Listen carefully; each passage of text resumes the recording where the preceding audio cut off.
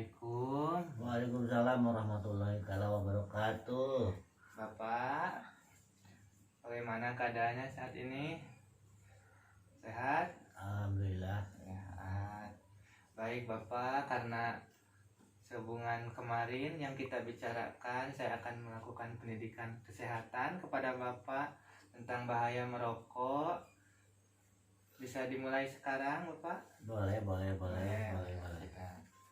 Bapak, pendidikan kesehatan ini tentang bahaya merokok. Dan saya akan menjelaskan topik-topik yang membahas seputar rokok, yaitu isi dari rokok atau bagian-bagian dari rokok, Ya. lalu penyakit yang ditimbulkan oleh rokok, nah, lalu bahaya zat yang terkandung dalam rokok.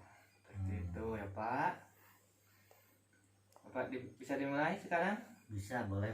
Siap menyimak? Siap. Ya, Enggak. terima kasih ya Pak. Mohon maaf mengganggu waktunya. Enggak. Sebelumnya bisa dilihat dulu. Nah, barangkali Bapak lupa, nanti bisa lihat lepet ini. Nah, saya jelaskan ya Pak. Yang ke satu yaitu isi dari rokok atau bagian-bagian rokok. Sebelumnya Bapak tahu definisi rokok? Ya. Nah, rokok itu adalah suatu racun yang bisa menimbulkan ketenangan dan juga melayang pikiran sesaat. Nah, rokok itu racun ya Pak. Ya. Bagian-bagian dari rokok ada filter ya Pak. Ya. Seperti busa gitu. Ya. Nah, Bisa. itu bisa menyaring nikotin dan tar. Nanti saya jelaskan nikotin dan tar. Lalu di batangnya itu, di dalamnya ada dua macam zat yang terkandung dalam rokok. Ada nikotin. Nikotin itu zat kimia ya Pak, penyebab kecanduan. Itu sebabnya Bapak tidak bisa berhenti merokok karena zat itu. Nah, lalu ada tar atau bubuk aspal. Bubuk aspal yang biasa buat jalan, buat hot mix. Nah, itu ada dalam rokok. Makanya rokok itu sangat merusak kepada paru-paru ya Pak. Nah, lalu bahasan yang kedua, penyakit yang bisa ditimbulkan oleh rokok. Nah, di bungkusnya juga Bapak ya, bisa dilihat merokok dapat menyebabkan serangan jantung, impotensi, gangguan kehamilan bagi ibu ya, dan janin, berbahaya bagi janin juga. Nah, bisa cacat lahir kalau ibu hamil merokok. Nah, juga ada penyakit-penyakit lain seperti Buerger disease. Buerger disease itu ketika sel darah mati Bapak, terutama di tangan.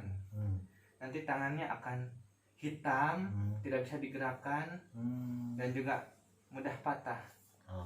Nah, itu penyakit Buerger disease. Yang kedua, penyakit kanker. Kanker tenggorokan Bapak, lihat sampai bolong ini. Ya, bolong. Ada di kertasnya ya Pak. Ya. Kertas rokoknya. Nah, bungkus rokok ada gambar itu yang bolong. ya Bapak, berarti sering beli rokok Bapak ini. Nah, itu kanker tenggorokan. Juga berfungsi juga ke mata Bapak, berakibat patah gitu ke mata. Bisa menyebabkan katarak. Nanti bisa tidak melihat gitu ya. Iya, nanti rabun. Pandangan mulai gak jelas. Biasanya kataraknya sebelah mata. Ya, gitu. Juga merusak kepada paru-paru. Namanya penyakit pernapasan atas. Penyakit saluran pernapasan atas. Ya, Bapak. Ketika dihirup, di tar itu atau bubuk aspalnya akan merusak kepada jaringan paru-paru. Paru-paru kan menyimpan udara. Nah, jika dirusak nanti tidak bisa menyimpan. Jadi nempel. Jadi nempel ini paru-paru. Jadi sesak Bapak. Nah, karena paru-paru tidak bisa menyimpan udara dengan baik. Nah, seperti itu. Itu bahaya dalam merokok. Nah, kalau lebih bahaya lagi Bapak untuk ibu dan anak. Soalnya perokok pasif itu atau yang tidak merokok bisa terkena dampak yang buruk. Misalkan anak Bapak bisa terkena penyakit paru, obstruksi kronik, atau PPOK karena rokok. Walaupun dia tidak merokok, gitu. Ibu juga bisa terkena kanker karena terpapar. Dia juga menghirup asap rokok yang Bapak hisap. Ya, mungkin seperti itu bahayanya ya Pak. Nah, saya rasa materi cukup. Nah, sekarang bila ada pertanyaan dari Bapak, ada ini bagaimana caranya berhenti merokok gitu. Cara berhenti merokok. Ya Pak, ya Pak. Baik, saya akan jelaskan. Bapak, berhenti merokok itu bukan sesuatu yang mudah, tapi bisa dilakukan ya. Iya. Jangan di stop hampir tidak merokok satu hari, besok misalkan kita Kurangi lakukan sedikit ya. ya, kita akan lakukan bertahap ya Pak.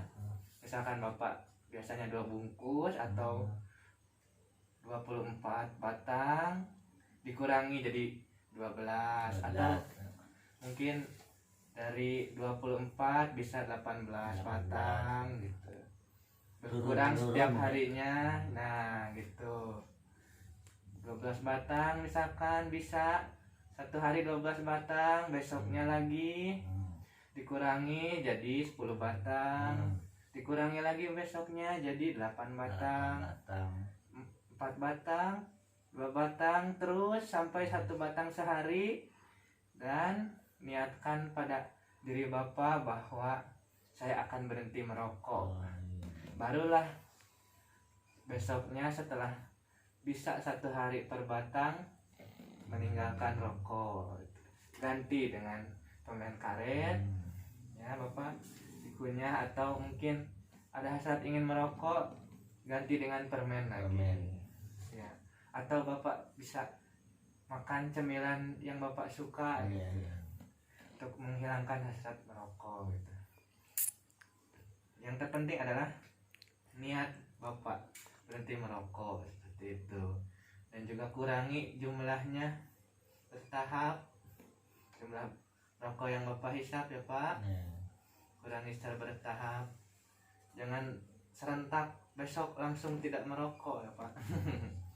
Mungkin seperti itu. Ada yang kurang jelas? Bisa mengerti Bapak? mengerti. Insyaallah dilaksanakan secara pelan-pelan gitu. Ya Pak.